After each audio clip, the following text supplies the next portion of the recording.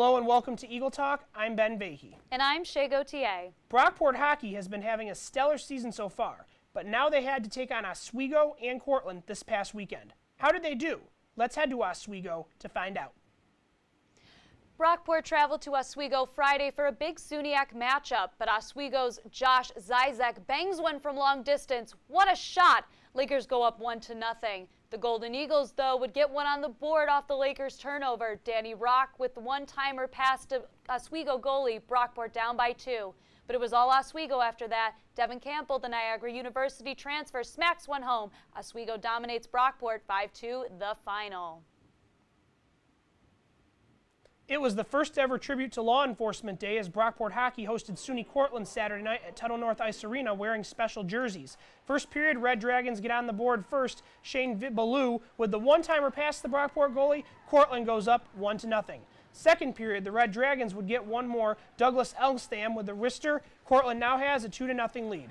Brockport, though, would get one goal later in the period. Ryan Romeo with the top shelf goal beating the Cortland goalie, but nobody scored in the third period as Brockport falls to Cortland on Law Enforcement Day, 2-1, the final.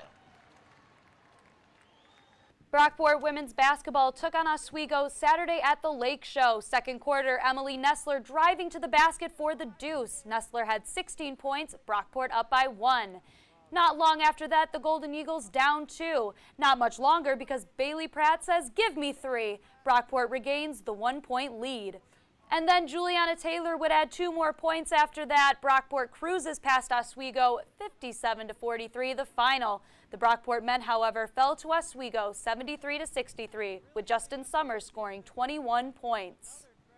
Jay, what have you seen so far about the hockey and basketball teams this weekend? Well, the hockey team didn't get the result they wanted as they lost to both Oswego and Cortland, but the basketball team went to Oswego and got a crucial win up there. So what do you think?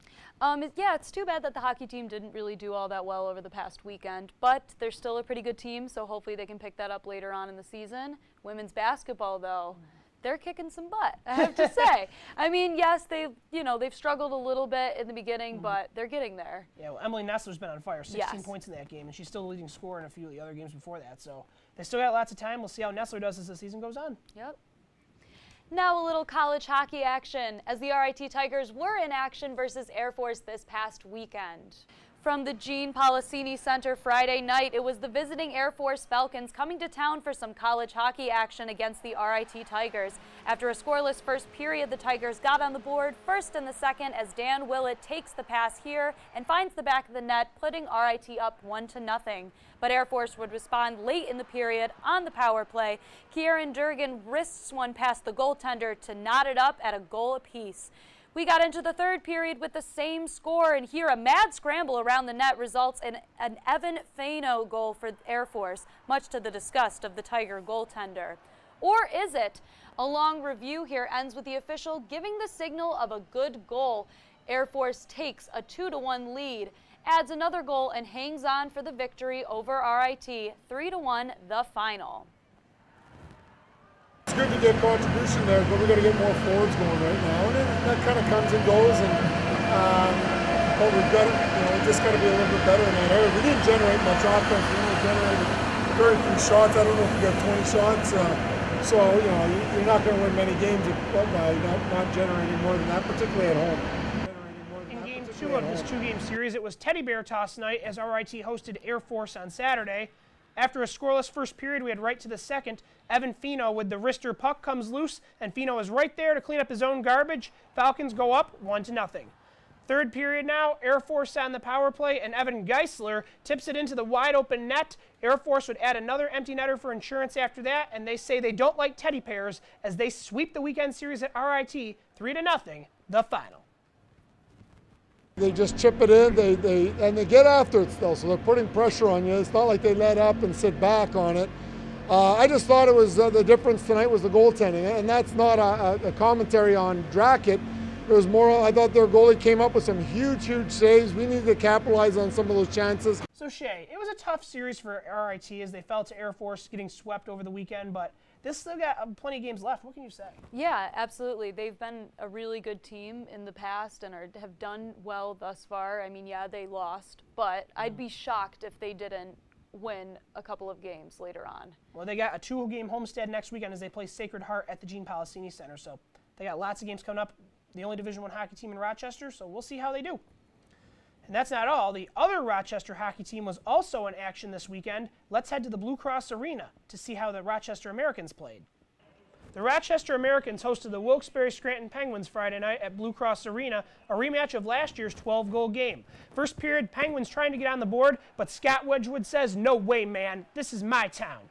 And then later in the period, the Penguins come up the ice firing, but Wedgwood is there right again for the save. Wedgwood had 35 saves this game, allowing no goals. We then head to the second period now, and Victor Olofsson finds the loose puck for the Amerks, beating the Wilkes-Barre-Scranton goalie. That would be your game winner as the Amerks take down the Penguins and pick up 2 points, 1-0, the final. I feel like I played good hockey. All year there's been a couple of games where you're not going to get the luck, you're not going to get the bounces. That's the way it goes. But I've been trusting what I did in the summer and what I came into the season working with, and obviously it's paid off more than it's not. But moving forward, it's a team effort every night, and the win to win. I got a good pass from behind the net from Aurelian. Just try to get a stick on it, and somehow it went through the goalie, and I saw it was loose behind him, so I kind of went around the net and just tapped it in.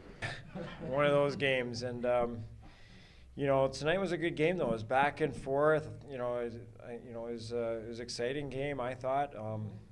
Both goalies made some big saves at key times, and there's a lot of big hits. And I thought, it was a really good game. It was almost kind of like a playoff game to me. It was a good atmosphere. One last thing to mention: both Syracuse and UB football are going bowling.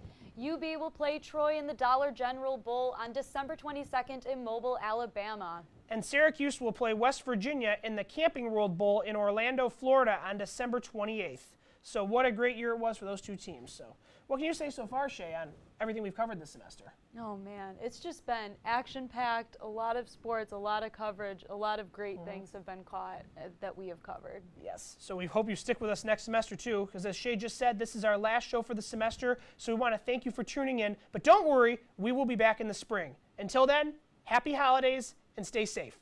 I'm Ben Vahey. And I'm Shay Gauthier. Thanks for watching.